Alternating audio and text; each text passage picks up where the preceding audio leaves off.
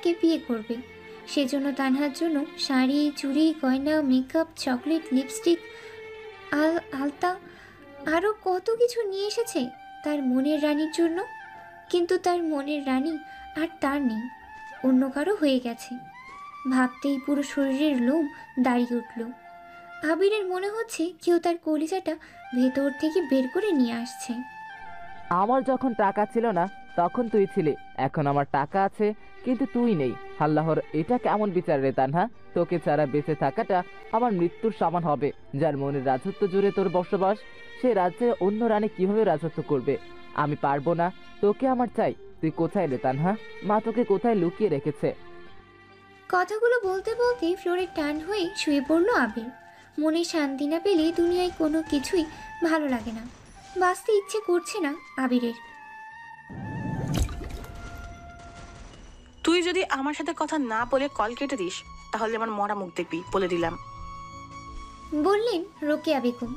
কি বলবেন তাড়াতাড়ি বলুন, আমার সময় নেই, তাড়াতাড়ি ঘুমাবো, সকালে আমার কাজ আছে, আমাকে কাজে যেতে হবে। মায়ের উপরে খুব রাগ হয়েছে? আমার টাকা লাগবে না বাবা, আমার তোকে লাগবে। তুই 5 বছর দেশের বাইরে ছিলি, 5 বছরে যত টাকা উপার্জন করেছিস এতেই আমাদের চলে যাবে। বাবা তুই দেশে চলে আয়, ছোটখাটো একটা ব্যবসা করবি, টাকার জন্য তোর আর দূর প্রবাসে থাকতে হবে না। এটা সম্ভব নয়, আমি 2 বছরের আগে দেশে যেতে পারবো না। আমি যদি মরে যাই শেষ দেখার জন্যও আসবি না? তোমার আগে যদি আমার লাশ কফিনে করে বাংলাদেশে পাঠিয়ে দেওয়া হয়? ইফাদ আমাকে রাগাবি না বললাম। তাহলে তুমি আমাকে রাগাচ্ছ কেন? এমনিতেই মিথ্যার আশ্রয় নিয়ে আমাকে বিয়ে করতে বাধ্য করেছো, এখন কি চাচ্ছ আমি মরে যাই? দয়া করে আমাকে বাঁচতে দাও। আমি তোকে ছোট থেকে মানুষ করেছি, তোকে নিয়ে আমার কোনো আশা থাকতে পারে না? তুই যদি কাউকে ভালোবাসতি তাহলে আমি তোকে তার সাথে বিয়ে দিয়ে দিতাম। তুই কাউকে ভালোবাসিস না, তাই নিজের মন মতো বিয়ে দিয়েছি। আমার উপরে তোর এত রাগ? বেশ, আমি তোকে কথা দিলাম আমি মরে গেলেও তোকে আর ফোন দিব না। যতদিন না পর্যন্ত দেশে আসবি ততদিন তোর সাথে কথা বলবো না। বলেই কল কেটে দিল। চৈতালি আর তানহা পাশাপাশি শুয়ে আছে। চৈতালি ফোনে ভিডিও দেখছিল, হঠাৎ করেই বলে উঠল, ভাবি ভাইয়াকে দেখবে? হ্যাঁ, দেখলে মন্দ হয় না। আমার পোড়া কপাল, বিয়ে করেছি, এখন পর্যন্ত নিজের বরকে দেখতে পেলাম না। চৈতালি ফোন থেকেই ইফাদের একটা ছবি বের করে তানহার দিকে এগিয়ে দিল। তানহা ছবিটির দিকে তাকিয়ে বলল, মাশাআল্লাহ, একদম আমার স্বপ্নের পুরুষের মতো দেখতে। বলেই ছবিটা বুকের সাথে মিলিয়ে নিল। চৈতালি তানহার কাণ্ড দেখে মুখ টিপে হাসছে। তানহা চৈতালির দিকে তাকিয়ে জিভে কামড় দিল। তারপরেই চৈতালির হাতে ফোন ধরিয়ে দিয়ে বলল, দেখি আম্মা কি করছে, ওষুধ খেয়েছি কিনা। হয়েছে, থাক, এত লজ্জা পেতে হবে না। তোমারই বর, সারা জীবন দেখলেও পাপ হবে না। এখন বলো তোমার স্বপ্নের পুরুষ বলতে কি বোঝালে? কিছু না, আমি আসছি। তুমি না বললে আমি তোমার বেস্ট ফ্রেন্ড হয়ে গিয়েছি, তাহলে আমার থেকে কথা লুকাচ্ছ কেন? আসলে আমার ছোটবেলা থেকে ইচ্ছে ছিল আমি শ্যাম পুরুষ বিয়ে করব। তখন এতটা বুঝতাম না। চাচি খালি বলতো আর একটু বড় হ, খালি বিয়ে দিয়ে আপদ বিদায় করব।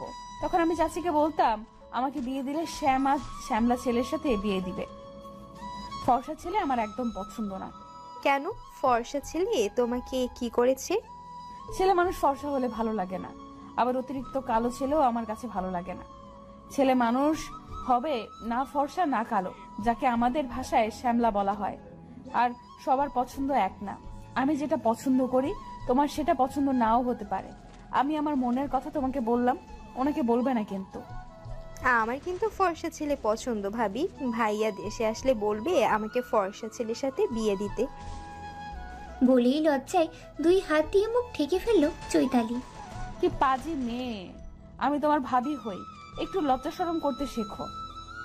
তুমিও তো বলেছিলে। সেটা আমি ছোট থাকতে বলেছি। আমিও তো তোমার ছোট বোন, তাই না? জানো, আমার একটা ভাইয়া আছে, দেখতে অনেক ফর্সা, শহরে পড়াশোনা করতে গিয়েছে। ভাই যখন ছিল চাচি আমার উপর অত্যাচার করতে পারতো না।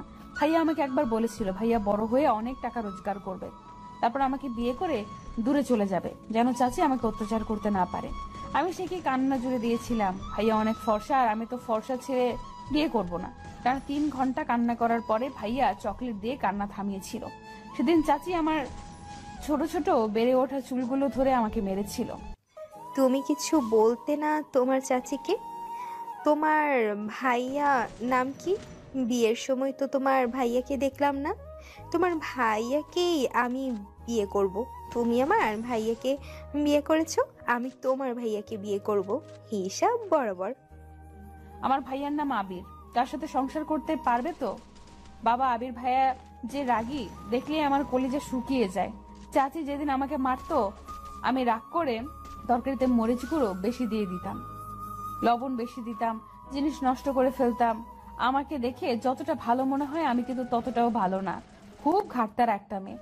আমি জানি আমি মার খাবো, তাহলে কেন স্বাদের তরকারি রান্না করে খাওয়াবো? কেউ আমাকে 10টা মারবে, আমি তাকে একটা তো দিয়ে আসতে পারবো। কি সাংঘাতিক মেয়ে রে বাবা। আচ্ছা, তোমার ঘাড়ে দাগ দেখলাম, তোমার চাচি মেরে দাগ করে দিয়েছে। হুম।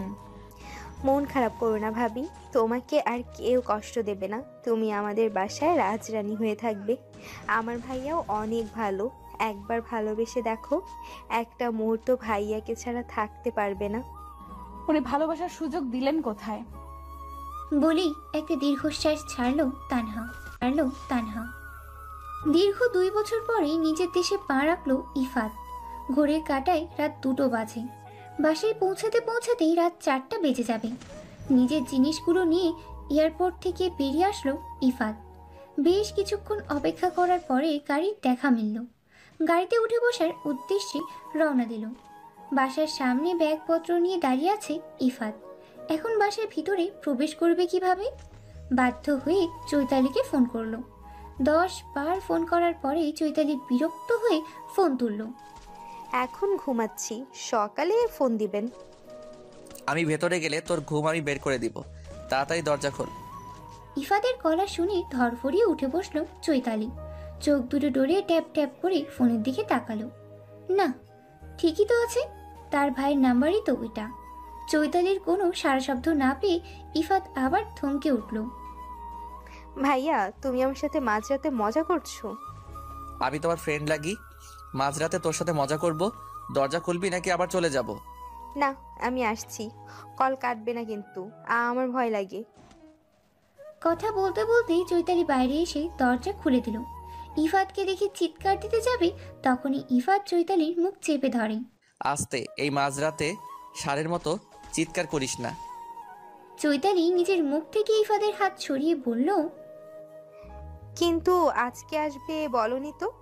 কেন বললে? হাতি ঘোড়া নিয়ে আমার জন্য দাঁড়িয়ে থাকতি? অবশ্যই থাকতাম, আম্মুকে ডেকে দেবো। কাউকে ডাকা লাগবে না, অনেক দূর থেকে এসেছি, আমার ঘুমের প্রয়োজন। আমি ঘুমাতে গেলাম, একদম আমাকে বিরক্ত করবি না। ব্যাগগুলো ঘরে এনে রাখ।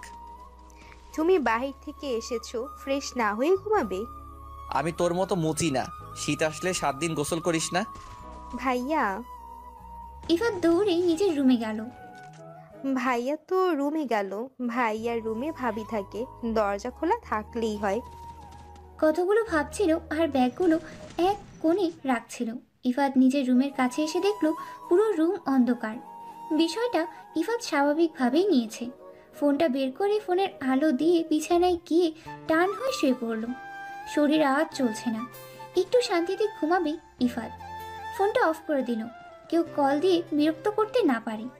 তানহাকে কোলবালিশ ভেবে কাছে টেনে নিয়ে তানহার শরীরের উপরে পা তুলে দিল ইফাত। আমার কোলবালিশ এত নরম হলো কিভাবে? মা কি আবার নতুন করে তুলো ভরে দিল নাকি? অদ্ভুত অনুভূতি হচ্ছে ইফাদের। না, এটা কোলবালিশ হতে পারে না। একটু আগেই শাশুড়ির রুম থেকে এসে ঘুমিয়েছে তানহা। ইদানিং রোকেয়া বেগমের শরীর ভালো যায় না। তানহা নিজের সবটুকু দিয়ে রোকেয়া বেগমের সেবা করে। সবকিছুর জন্য নিজেকে দায়ী মনে হয় তানহার। হঠাৎ পেটে শীতল কিছু অনুভব করলো তানহা। ইফাদের হাতের উপরের হাত রাখতে দুজনে চমকে উঠল। ইফাত বুঝতে পারলো এটা কোলবালিশ হতেই পারে না। তানহা ইফাদের দিকে ঘুরে বোঝার চেষ্টা করছে এটা কি হতে পারে। চৈতালি নাকি তার শাশুড়ি, কারণ মাঝে মাঝে চৈতালি না হলে তার শাশুড়ি তানহার সাথে ঘুমায়। তানহা অন্ধকারে হাত দিয়ে বোঝার চেষ্টা করছে এটা কি। আম্মা বা চৈতালির শরীর এত শক্ত না, তাহলে তাদের শরীর এত শক্ত হলো কিভাবে? ইফাত বালিশের নিচ থেকে ফোন বের করে, ফোনের আলো জ্বালিয়ে দিল। দুজনকে দেখে একসাথে জোরে চিৎকার করে উঠল। চৈতালি সবেমাত্র কম্বলের মধ্যে ঢুকেছে। ইফাদের রুম থেকে চিৎকার শুনে দৌড়ে বাইরে আসলো। ইফাদের রুমের দিকে যাওয়ার আগে রোকেয়া বেগমের সাথে দেখা হলো চৈতালির। তুই এখানে তানহার সাথে ঘুমাসনি? মেয়েটার কোনো বিপদ হলো না তো আবার?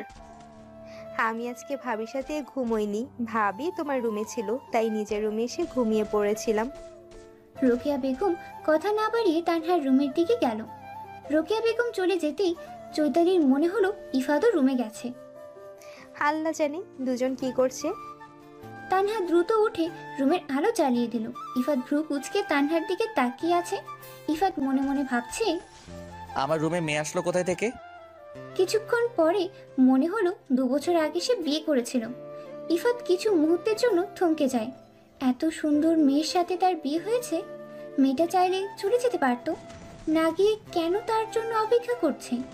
ইফাতকে তাকিয়ে থাকতে দেখে তানহা বলল, আচ্ছা অশুভ পুরুষ তো আপনি, অন্ধকারের মধ্যে মেয়ে মানুষ দেখলে টেনে ধরতে ইচ্ছা করে।